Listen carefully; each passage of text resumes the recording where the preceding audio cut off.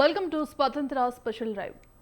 సామాన్యుడి సర్వం అంటూ తెలుగు రాష్ట్రాల్లో తనదైన ముద్ర వేసుకున్న స్వతంత్ర న్యూస్ ఛానల్ ఇప్పుడు సామాన్యుడి నిత్యావసరాల్లో జరిగే కల్తీలపై సమరం ప్రకటించింది. కల్తీ పాల వల్ల అనేక ఆరోగ్య సమస్యలు వచ్చే ప్రమాదం ఉంది.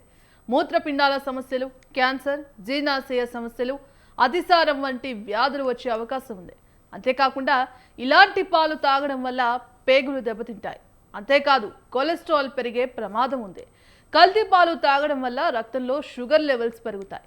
కల్తీ పాలు పిల్లల ఆరోగ్యానికి మంచిది కాదంటున్నారు నిపుణులు. ఈ పాలు తాగిన పిల్లలు తీవ్ర అనారోగ్యానికి గురవుతారు. కల్తీ పాలు తాగిన పిల్లలు గ్యాస్ట్రోఎంటెరైటిస్, కడుపు నొప్పి సమస్యలు, ఫీవర్, టైఫాయిడ్, వాంతులు వంటి సమస్యలు వస్తాయి.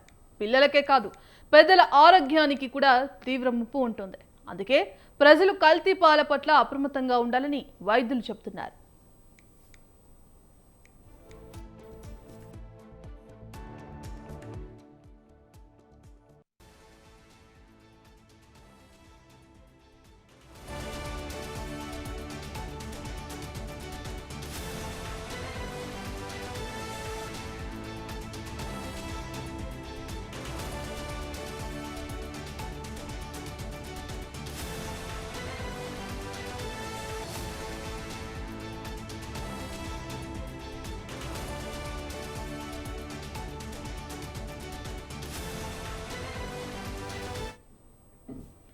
పాల కల్తీకి సంబంధించి మరిన్ని వివరాలు మా కరీంనగర్ ప్రతినిధి సంతోష్ అందిస్తారు. కరీంనగర్ జిల్లాలో జరుగుతున్నటువంటి మిల్క్ మాఫియా పరిస్థితి ఇది. మీరే చూసారుగా, కళ్ళకు కట్టినట్టుగా స్వాతంత్ర టీవీ అయితే ఒక ఎక్స్క్లూజివ్ విజువల్స్ని అయితే చూపించింది. అయితే కరీంనగర్ జిల్లాలో ప్రజలను ప్రాణాలకు సంబంధించిన సమస్యలను తలపెట్టే విధంగా పాల వ్యాపారులు అయితే చేస్తున్న నిర్వాహం అయితే ఇది. మొత్తంగా కూడా ఇలాంటి కల్తీ పాలే కాకుండా అసలు కల్తీ పాలు ఇలా ప్యాకెట్ పాలను కలుపుతూ స్వచ్ఛమైన పాలని చెప్పి మోసం చేస్తున్నారు.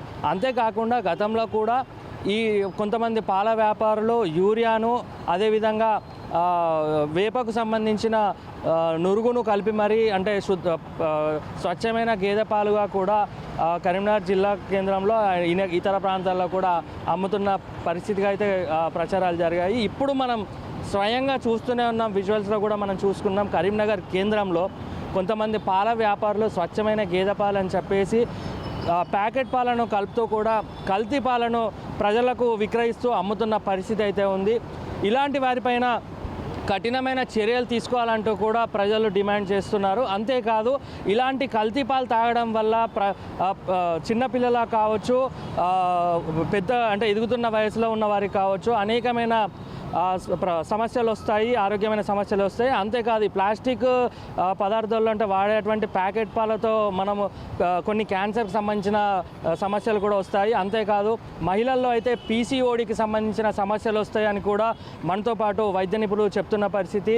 అంతేకాదు ఇటు ఎలాంటి నిబంధనలు పాటించకుండా, ఫుడ్ సేఫ్టీ లైసెన్స్ లేకుండా ఎవరు పాలను విక్రయించినా కూడా సరి అయిన నాణ్యత పరిణామాలు పాటించకుండా ఎవ్వరు నిబంధనలు అతిక్రమించినా కూడా వారిపైన చట్టపరమైన చర్యలు తీసుకుంటామంటూ కూడా ఫుడ్ సేఫ్టీ అధికారులు చెప్తున్న పరిస్థితి.